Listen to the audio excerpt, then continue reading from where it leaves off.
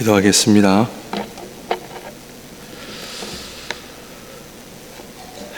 사랑의 주님, 오늘도 주의 귀한 백성들을 한자리에 모아 주시고 또 예배하게 하시니 너무나 감사합니다. 저희가 대강주일을 지나가고 다음 주일이면 성탄주일을 저희들이 맞이할 그런 시기에 오늘도 우리 주님 오실 그날을 바라보며 기다리며 준비하고자 하오니 하나님께서 우리에게 은혜 더하여 주셔서 무엇보다도 임마누엘 하나님의 역사가 우리에게 임하게 하여 주옵소서. 하나님, 그 마리아에게 일어났던 비천한 여인에게 일어났던 성령의 잉태되심처럼 우리의 각 심령과 그 각 몸 안에 임마누엘 하나님의 놀라우신 역사가 성령으로 말미암아 충만케 되게 하여 주셔서 너희가 내 안에 거하고 내가 너희 안에 거하면 이 사람은 과실을 많이 맺는다 약속하셨사오니 이번 성탄절로 인해 우리가 주님 기뻐하시는 말씀의 열매를 맺고 살아가는 우리 모두가 되게 하여 주시옵소서. 예수님 이름으로 기도합니다. 아멘. 아멘.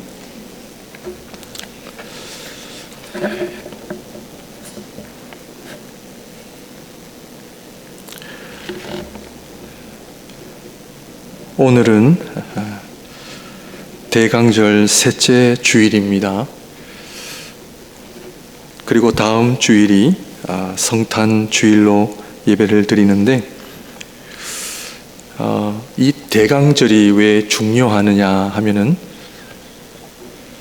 주님께서 우리에게 오시는 그날을 준비하고 또 우리를 돌아보고 과연 주님께서 우리 안에 거하실 수 있는가 하는 그것 때문에 이 대강절을 저희가 지키고 있는 것입니다.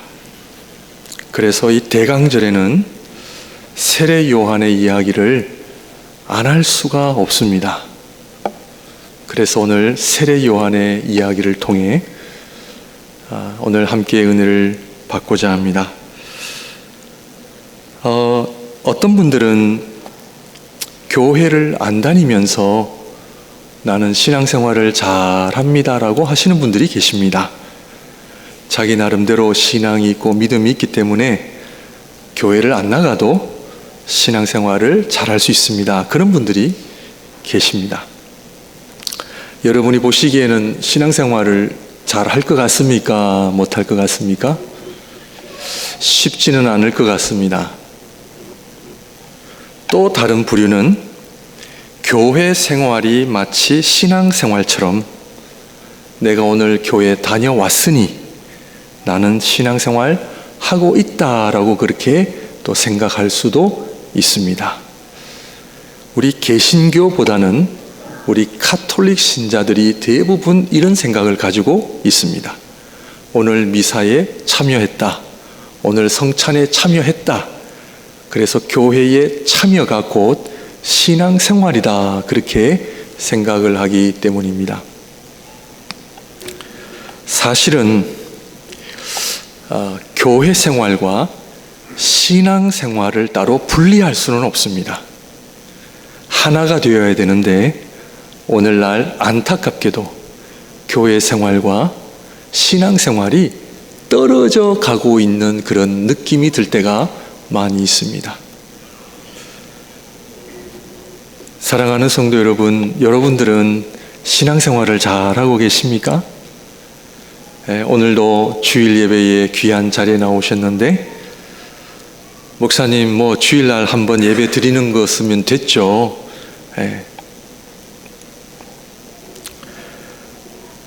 그러므로 성탄절을 우리가 맞이하면서 이 성탄절 주님께서 우리에게 오신 목적이 뭐냐? 그것은 저로 우리 모두로 하여금 신앙생활을 잘하기 위함입니다.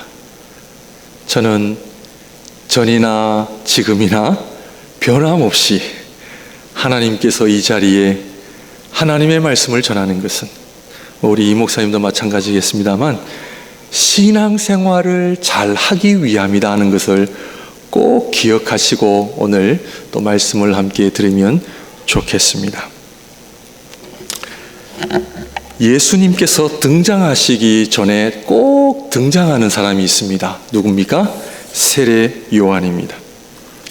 누가복음을 보게 되면 예수님 탄생 전에 세례 요한의 출생을 먼저 언급합니다.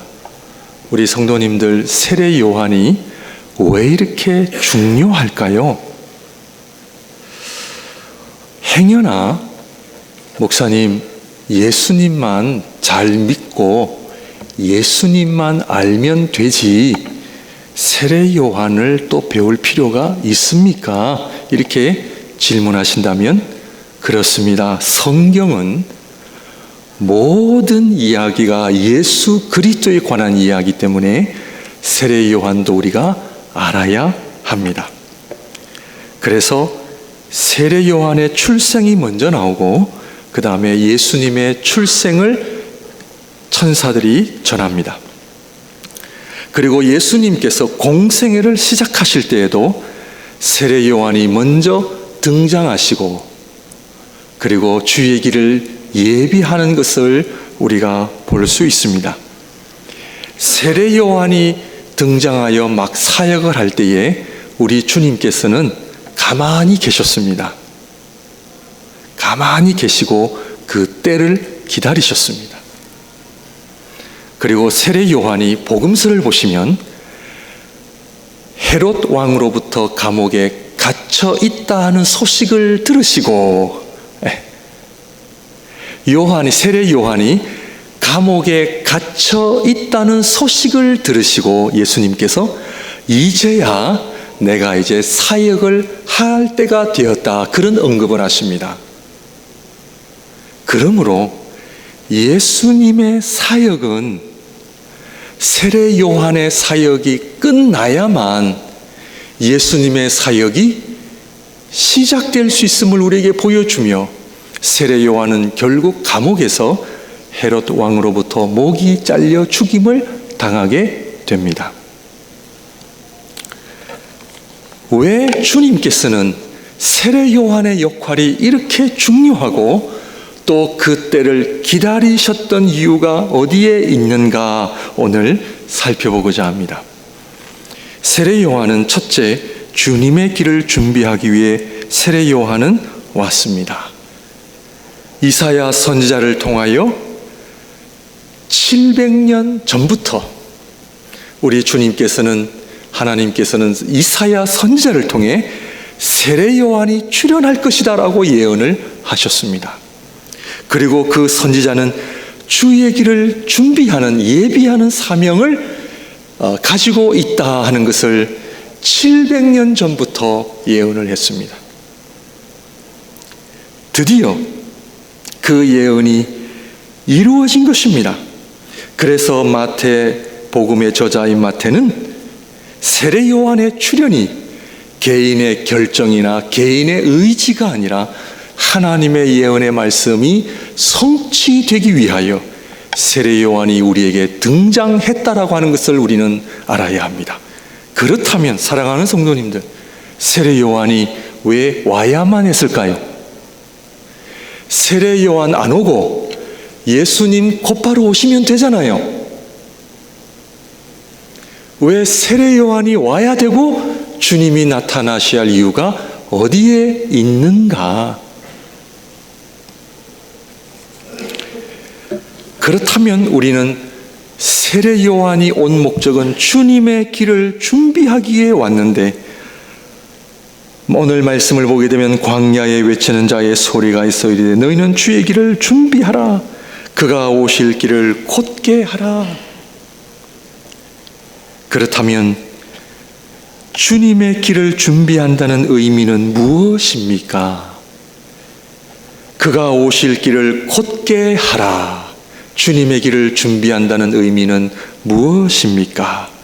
그것은 바로 예수 그리스도의 오심으로 말미암아 우리에게 주시는 하나님의 놀라운 복인 임마누엘 하나님의 복을 우리에게 주시기 위하여 준비하라라는 말씀입니다. 그렇다면 그 하나님이 어디에 계신다고요? 그 하나님이 어디에 계신다고요?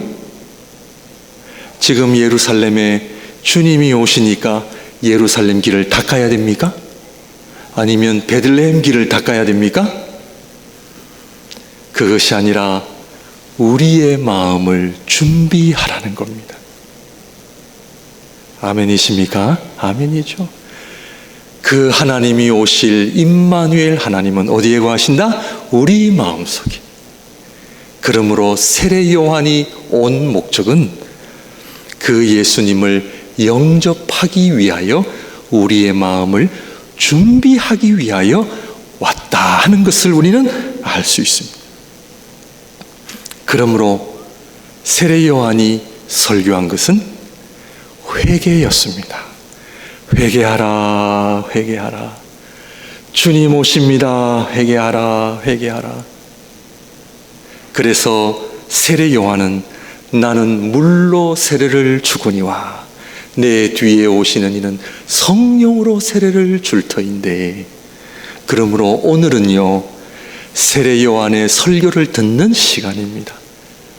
회개하라, 회개하라. 주님 오신다. 그래서 이때의 예루살렘과 온 유대와 요단강 사방에 다 그에게로 나와. 자, 세례 요한이 어디에서 하나님의 말씀을 전했습니까? 광야에서 외치는 자의 소리가 있어. 사람들이 많이 모인 곳에 외치지 않았습니다. 여러분, 하나님의 말씀은 사람들이 많이 모인 곳에 올 수 있는데요, 진정한 하나님의 말씀은 어디에 임한다? 광야입니다. 그런데 그 하나님의 말씀을 들으러 광야로 사람들이 모이기 시작합니다. 그것이 하나님의 말씀인 줄 알았습니다. 사랑하는 성도 여러분, 하나님의 말씀을 듣는 신앙생활 하시기를 바랍니다. 그런데 우리의 마음이 상처가 되고 낙심이 되고 다른 것으로 꽉 차 있으면 안 됩니다. 하나님의 말씀을 들을 수가 없습니다. 받을 수 없습니다. 그러므로 오늘은 다음 주에 오실 우리 성탄절을 준비하여 누구에게 선물을 준비하고 어떤 이벤트를 준비하고, 그것보다도 주님 우리에게 오실 우리의 마음을 준비하는 한 주간이 되시기를 주님의 이름으로 축원드립니다. 그것이 바로 회개요, 우리의 죄를 자복하는 것입니다. 여러분 잘 아시지만 회개가 없이는 주님을 영접할 수가 없습니다. 회개가 없이는 성령의 임재와 충만한 은혜가 있을 수가 없습니다. 여러분에게 묻겠습니다. 물 세례 없이 성령 세례 그냥 받을 수 있나요? 지금 물 세례가 뭔지, 성령 세례가 뭔지 여러분들 이해하고 계시나요? 지금 말씀을 드리고 있는 겁니다. 물 세례는 회개입니다. 회개. 그래야 성령을 받을 수가 있습니다. 그렇다면 물 세례는 인간의 힘으로 일어납니까? 아니면 성령의 역사로 일어납니까? 아마 주무시는 분 안 계시는 줄 압니다. 세례 요한은 물로 세례를 주거니와 내 뒤에 오시는 분은 성령으로 세례를 준다 하셨대에, 그러면 물 세례는 인간의 힘으로 받는 겁니까? 성령 없이도 받을 수 있습니까? 없습니까? 받을 수 없습니다. 결국 물 세례와 성령 세례는 다 성령의 역사로 가능한 겁니다. 회개 또한 내 힘으로 하는 것이 아닙니다. 회개 또한 성령의 역사로만 가능한 것이 회개입니다. 그러므로 물 세례와 성령 세례는 나눌 수는 없지만, 그러나 나누는 것은 물 세례 없이는 성령 세례를 받을 수 없기 때문에 우리는 물 세례의 중요성을 알아야 성령 세례를 이해할 수 있고 주님을 만날 수가 있습니다. 그렇다면 세례 요한 없이 예수님을 곧바로 만날 수 있습니까? 제가 왜 이런 질문을 드리냐면 잘 이해하고 들어주시면 좋겠습니다. 저를 포함하여 우리 모두가 신앙생활은 해야 된다라고 하는 중요성은 알지만, 오늘날 우리 교회 안에 목회자를 포함하여 신앙생활에 대한 다른 의견들이 너무 많습니다. 그러니까 신앙생활을 다 각자 중심으로 하는 겁니다. 이것이 오늘날 우리의 어려움입니다. 그래서 세례 요한을 알아야 예수님께로 나아갈 수 있다는 이야기입니다. 세례 요한은 왜 감옥에 갇혀 있다는 소식을 들으시고 이제야 예수님께서 사역을 시작하는 이유를 아시겠죠? 왜냐하면 세례 요한은 구약의 마지막 선지자입니다. 구약이 끝이 나야 신약이 시작됩니다. 또 질문합니다. 왜냐하면 요즘에 여러 가지 교리를 주장하는 사람들이 생겨나기 시작합니다. 어떤 분들은 구약이 필요 없다라고 이야기합니다. 예수님만 믿으면 되죠. 신약만 이야기합니다. We don't need Old Testament. Only New Testament enough 라고 얘기합니다. 그런데 제가 질문을 드리는 이유는 왜 구약이 있어야 됩니까? 그 이유를 알고 계셔야 됩니다. 왜냐하면 우리 신앙생활에 너무나 중요한 이야기이기 때문입니다. 그래서 하나님은 우리에게 구약과 신약을 주셨습니다. 구약은 율법입니다. 율법 없이 그리스도가 올 수 있습니까? 못 옵니다. 첫째 아담 없이 둘째 아담이 오실 수 있습니까? 못 옵니다. 그러므로 우리는 첫째 아담, 율법이 의미하는 바를 잘 알아야, 세례 요한의 설교를 잘 알아야 주님을 영접할 수 있다는 이야기입니다. 신명기 9장 4절, 우리 한번 말씀을 볼까요? 예. 신명기 9장 4절에 보시면, 내 하나님 여호와께서 그들을 내 앞에서 쫓아내신 후에 내가 심중에 이르기를, 내 공의로움으로 말미암아 여호와께서 나를 이 땅으로 인도하여 들여서 그것을 차지하게 하셨다 하지 말라. 이 민족들이 약함으로 말미암아 여호와께서 그들을 내 앞에서 쫓아내심이니라. 신명기는 듀트로노미라고 하는 말인데요, 두 번째 율법이라는 의미를 지니고 있습니다. 한국 성경 신명기는 좀 어려워요. 그러나 신명기는 second law라는 뜻을 가지고 있습니다. 그래서 가나안 땅 들어가기 전에 모세가 이스라엘 백성들 앞에서 여호와의 율법을 다시 한번 설교하는 그 말씀이 신명기입니다. 그러므로 신명기는 가나안 들어가기 전의 율법이고, 가나안에는 누가 등장해야 됩니까? 여호수아, 예수라는 이름을 지닌 여호수아가 등장을 해야 합니다.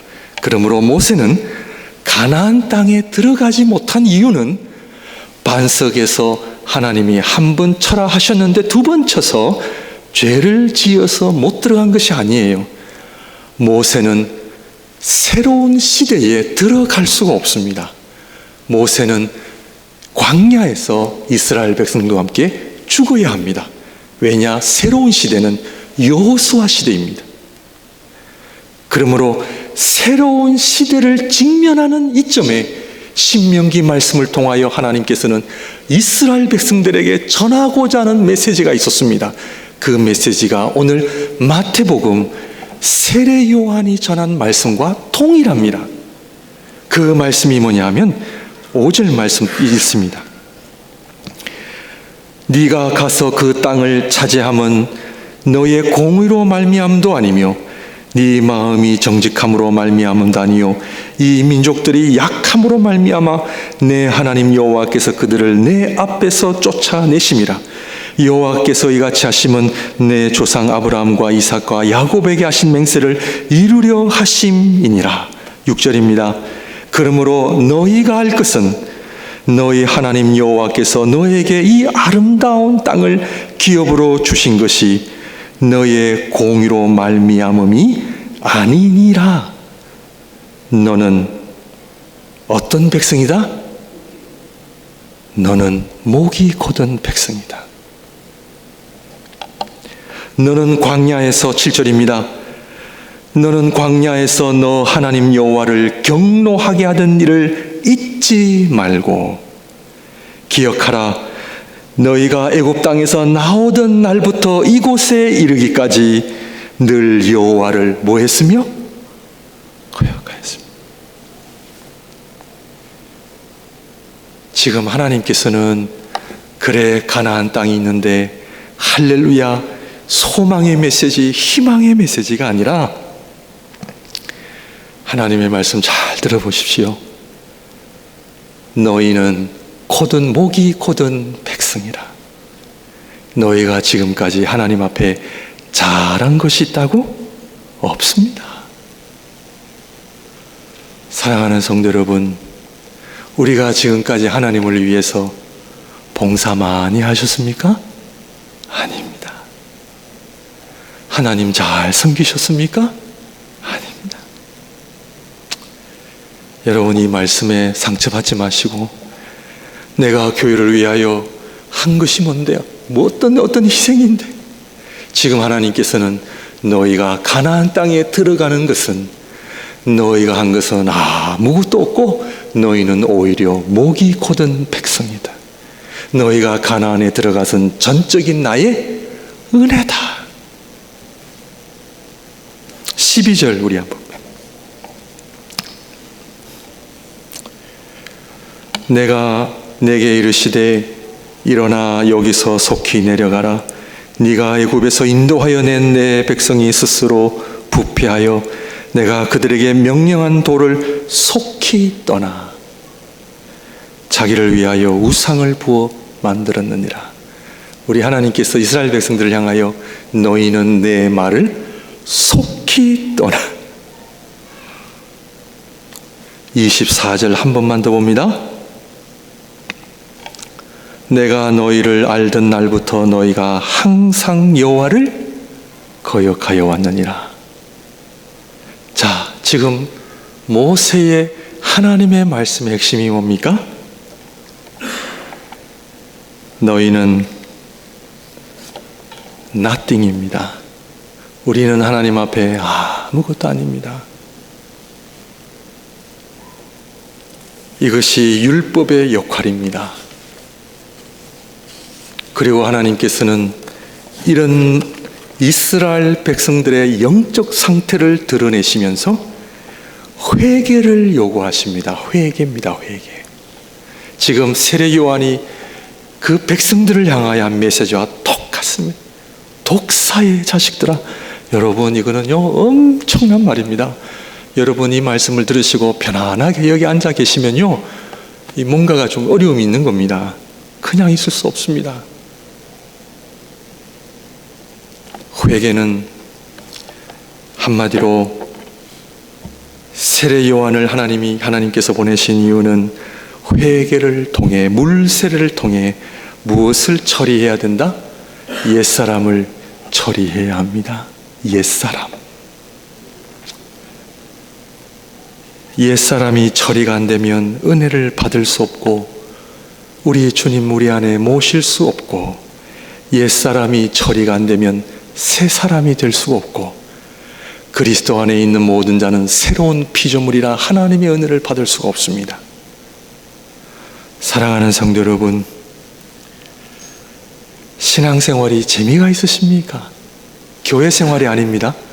신앙생활이 재미가 있으십니까? 여기 앞에서 하나님의 말씀 전하면 여러분들 얼굴에 대충은 읽을 수 있습니다. 저는 어느 한 개인을 향하여 말씀드리는 것이 아니라 저를 포함하여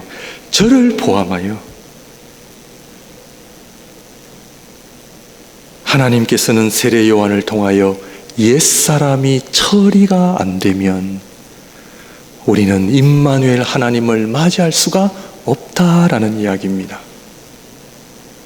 신앙생활은 옛사람을 처리하는 것입니다.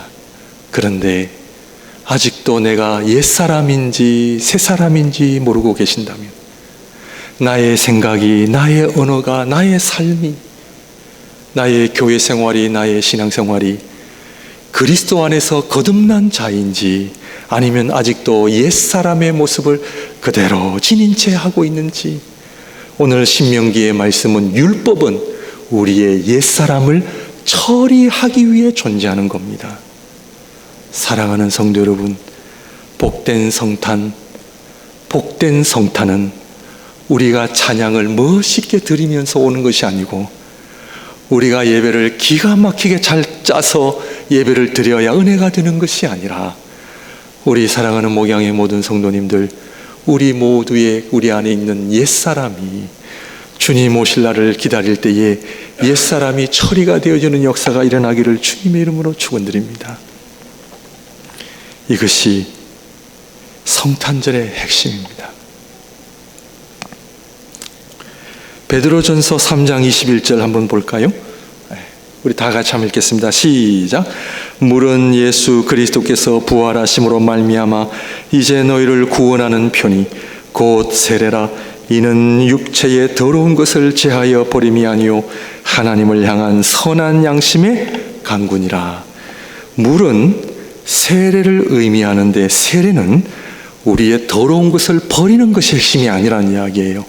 세례는 우리의 옛사람이 죽을 때에 하나님을 향한 선한 양심, 그 말은 새 사람이 갖는 양심이라는 겁니다. 이 새 사람이 될 때에 그 양심은, 하나님의 원하시는 새 사람은 어떤 사람이냐, 그걸 얘기하는 겁니다. 사랑하는 성도 여러분, 저도요 신앙생활 오래 했습니다. 그런데 이 옛사람 새사람이요, 옛사람이 처리가 잘 안 돼요. 그 이유는 우리가 다 부족해서가 아니고 하나님의 말씀, 신앙생활이 뭔지를 몰랐기 때문이에요. 우리 로마서 12장 1절 말씀 보고 말씀을 정리하도록 하겠습니다. 로마서 12장 1절 다 같이 읽습니다. 시작. 그러므로 형제들아, 내가 하나님의 모든 자비하심으로 너희를 권하노니 너희 몸을 하나님이 기뻐하시는 거룩한 산제물로 드리라. 이는 너희가 드릴 영적 예배니라. 로마서 12장 1절에는 너희 몸을 하나님이 기뻐하시는 거룩한 산제물로 드리라. 새 사람의 모습을 이야기합니다. 이 영어로는 living sacrifice, 살아있는 제물입니다. 이것이 바로 임마누엘, 세례 요한의 물세례를 통해 옛사람을 처리하고 우리에게 오신 임마누엘 하나님을 영접할 때에 우리 안에 living sacrifice, 그러니까 살아있는 하나님 앞에 거룩한 산제물이 되는 사람이 된다라는 것입니다. 조금 더 설명을 드릴게요. 근데 잘 들으셔야 됩니다. 마리아 뱃속에 잉태하신 그리스도는, 그리고 그 그리스도께서 결국 모든 믿는 자에게 거하시기 위하여 오셨는데, 그 마리아 뱃속에 잉태하신 그리스도는 어떤 모습을 지니고 있냐면 하나님이신 어린 양입니다. 지금 로마서 12장 1절은 우리 안에 거하기 위하여 오신 그리스도는 한마디로 어린 양이라는 거예요. 그리스도께서 이 땅에 오신 모습은 어린 양의 모습이에요. 그 어린 양이, 세례 요한은 세상 죄를 지고 가는 저 어린 양을 보라, 어린 양으로 오신 그리스도. 그러므로 지금 바울은 로마서 12장에서 우리에게 오신 그리스도는 어린 양인데, 누구든지 그리스도 안에 있으면 새로운 피조물이 되는 새 사람의 모습은 어린 양의 모습이다라는 것을 우리에게 보여줍니다. 그 어린 양은 두 가지를 지니고 있는데, 첫째, without blemish, 흠이 없어야 합니다. 이 어린 양은 흠이 없는 양이십니다. 회개를 통한 그리스도 안에서 새 사람이 되는 사람은 그리스도 어린 양처럼 흠이 없는, 이 말은 욕심이 없는 사람입니다. 영어로 말하면 greed, 모든 죄의 핵심이 욕심이거든요. 그러므로 이 어린 양은 욕심이 없으신 어린 양이십니다. 하나님 앞에 새로운 새 사람으로 살아가는 거룩한 성도는 욕심이 없는 사람입니다. No greed. 그저 하나님의 말씀에 순종할 뿐입니다.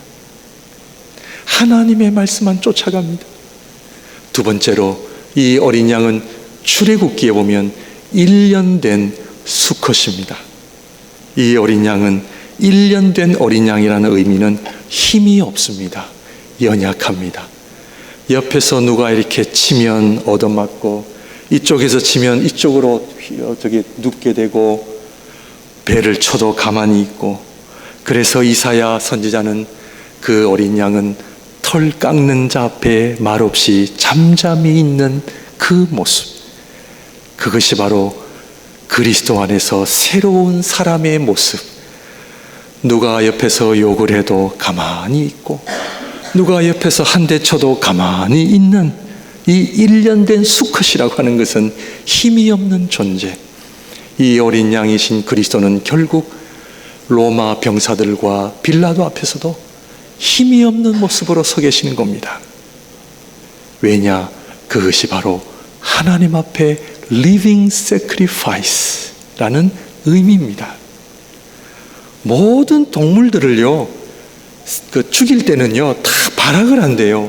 근데 유일하게 양은 죽이려고 하면 발악을 하지 않고 가만히 있다가 목을 이렇게 내놓는데요. 이렇게.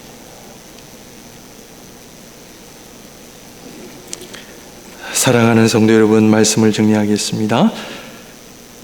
세례 요한이 와야만 했던 이유는 우리의 옛사람을 처리하기 위함이요, 임마누엘 하나님은 우리 안에 거하실 그 처소를 우리가 거룩하고 아름다운 처소로 만들어 누구든지 예수 그리스도를 모시는 사람은 그 어린 양처럼 living sacrifice 삶을 살아가는 새 사람이 되어져 갈 때에 우리가 다가오는 그 성탄절에는 놀라운 복음의 빛이 우리의 심령과 여러분의 가정과, 저는 의심치 않습니다, 우리 사랑하는 목양교회와 사랑하는 성도님들의 삶 속에 이 아름다운 복음의 빛이, 복음의 능력이 영원할 줄 믿습니다. 기도하겠습니다.